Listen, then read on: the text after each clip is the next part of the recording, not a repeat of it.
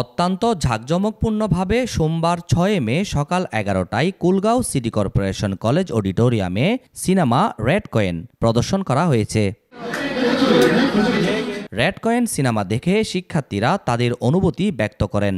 অভাব মানুষকে গ্রাস করে ধরে, তো তাই ছেলেরা এমনকি মেয়েরাও মানে খারাপ দিকে পর্যায়ে যায়। আর আমরা এখান থেকে মানে এমন একটা শিখছি যে আমাদের ঠিকমতো পড়াশোনা করতে হবে, ঠিকমতো ভালো পথে যাইতে হবে। শর্ট ফিল্মটা দেখে যা বুঝলাম, এটা হচ্ছে আসলে একটা কিশোর গ্যাং সম্পর্কিত, যেটা হচ্ছে বিভিন্ন বিশেষ করে টিনেজ পর্যায়ের মধ্যে ঘটনাগুলো ঘটে, যেটা দেখা যায় কলেজ পর্যায়ে বা বিশ্ববিদ্যালয় পর্যায়ে যারা এখনও টিনেজ আছে ওরা বিভিন্ন রাজনৈতিক ব্যক্তিবর্গের সাথে জড়িয়ে পড়ে, যার কারণে তারা বিভিন্ন অপরাধমূলক কর্মকাণ্ডে জড়িয়ে পড়ে। এটা হচ্ছে আপনাদের মাধ্যমে এটা যা বুঝলাম প্রচার করলেন কলেজে, এভাবে যদি আপনারা বিভিন্ন এলাকায় কলেজে বিশ্ববিদ্যালয়ে স্কুলে পর্যায়ে যদি প্রচার করেন আমি মনে করবো ভালো হবে এবং এই কিশোর গ্যাংয়েরটা উৎখাত হবে। আমরা চাই কিশোর গ্যাংটা যাতে উৎখাত হয়। বন্ধু নির্বাচনে আমাদের সতর্ক হতে হবে, যেমন বন্ধু বান্ধবরা আমাদেরকে খারাপ দিকে নিয়ে যায়, তাই কারোর সাথে মিশার আগে তাকে একটু পর্যবেক্ষণ করা উচিত, তারপর তার সাথে মেশা উচিত যাতে আমরা খারাপ দিকে পরিচালিত না হই। যে মুভিটা দেখলাম শর্ট ফিল্ম বলে, ওখান থেকে এটাই আমার মনে হলো যে এটাই শিক্ষা নেওয়া উচিত। মুভিটা অনেক ভালো লাগছে, এখানে শেখার জন্য অনেক কিছুই ছিল। আমাদের আশেপাশে যেসব জিনিস আমরা প্রতিনিয়ত ভুল করতেছি সেই জিনিসগুলো এখানে তোলা হয়েছে, তো আমার দারুণ লাগছে মুভিটা একটি শিক্ষণীয়, কারণ এখানে কিশোর গ্যাং এবং মাদক নিয়ে অনেক ধরনের কথা বলা হয়েছে। আমাদের দরকার এগুলো থেকে দূরে থাকা। একটা খারাপ মানুষের সাথে যদি চলাফেরা করে তাহলে খারাপ হয়, আর ভালো মানুষের সাথে চলাফেরা করলে ভালো হয়। তো সিনেমাটা দেখে বুঝতে পারলাম যে ফ্রেন্ডলি, ওরা বন্ধুত্ব সুলভ আচরণ করছে, তাতে বন্ধুগুলো হচ্ছে খারাপ, তাই ওই ছেলেটা খারাপের পথে গেছে। আমাদের মা বাবার সম্পর্কে একটু ধারণা পেয়েছি, এই সিনেমা না আসতাম বলে আমরা এইটুকু শিখতে পারতাম না।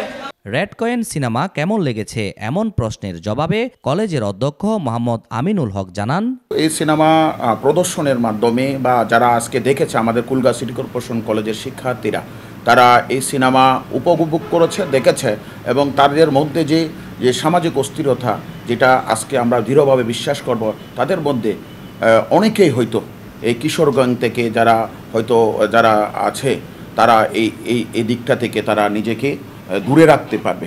এবং আমরা দেখেছি যে এই সিনেমায় স্পষ্টভাবে ফুটে উঠেছে যে একজন কিশোর যখন এই কিশোর গ্যাংয়ের সাথে তথাকথিত বড় ভাইদের সাথে মিশে তার জীবন এবং সাথে সাথে তার জীবন নষ্ট করে, সাথে সাথে তার পরিবারকে, একটা পরিবার যে কীভাবে ধ্বংস হতে পারে, রেড কয়েন সিনেমার মধ্যে একদম সুন্দরভাবে এটা ফুটে উঠেছে। এই ছবির পরিচালক, প্রযোজক এবং কাহিনী ও চিত্রনাট্যে যারা আছেন, লাবলু ভাই, অনির্বাণ দাদা, দিদার ভাই, আমি সবাইকে অনুরোধ করব ভবিষ্যতে যদি সুযোগ হয় আমাদের কলেজ ক্যাম্পাসে অনেক বড় পরিসরে যেহেতু আমাদের শিক্ষার্থীর সংখ্যা অনেক বেশি, যদি বড় পরিসরে যদি এই সিনেমাটা প্রদর্শন করা সম্ভব হয় তাহলে আমাদের সকল শিক্ষার্থীরা একসাথে উপকৃত হবে, সাথে সাথে এর প্রভাবটা অত্র এলাকায় গিয়ে পড়বে। প্রাক্তন মাননীয় প্রধান শিক্ষা কর্মকর্তা, মাননীয় মেয়র মহোদয়ের একান্ত সচিব জনাব মোহাম্মদ আবুল হাশেম স্যার, তিনি চট্টগ্রাম সিটি কর্পোরেশন পরিচালিত যে শিক্ষা প্রতিষ্ঠানগুলো আছে, 23টি কলেজ, 48টি মাধ্যমিক বিদ্যালয়, প্রাথমিক বিদ্যালয়, কিন্ডারগার্টেন, এই শিক্ষা প্রতিষ্ঠানগুলোতে যে তিনি স্যার যে এই ছবিটি প্রদর্শন করার জন্য রেড কয়েন সিনেমার যে প্রযোজক, পরিচালক, কাহিনী চিত্রনাট্যের সর্বোপরি কর্তৃপক্ষকে যে অনুমতি দিয়েছেন, এই জন্য আমরা কুলগাঁও সিটি কর্পোরেশন কলেজের পক্ষ থেকে, চট্টগ্রাম সিটি কর্পোরেশন পরিচালিত প্রতিষ্ঠানগুলোর পক্ষ থেকে মাননীয় প্রধান শিক্ষা কর্মকর্তা মহোদয়কে আমরা অভিনন্দন জানাচ্ছি, ধন্যবাদ জানাচ্ছি। সিনেমা প্রদর্শনীতে উপস্থিত ছিলেন অ্যাডভোকেট কাজী সানোয়ার আহমেদ লাবলু, রেড কয়েনের পরিচালক অনির্বাণ করিম, চিত্রনাট্য লেখক মোহাম্মদ দিদারুল আলম, অভিনয় শিল্পী মামুন খান রাহি ও কলেজের প্রায় 250 জনের মতো শিক্ষার্থী। Desk report, media express, Chittagong.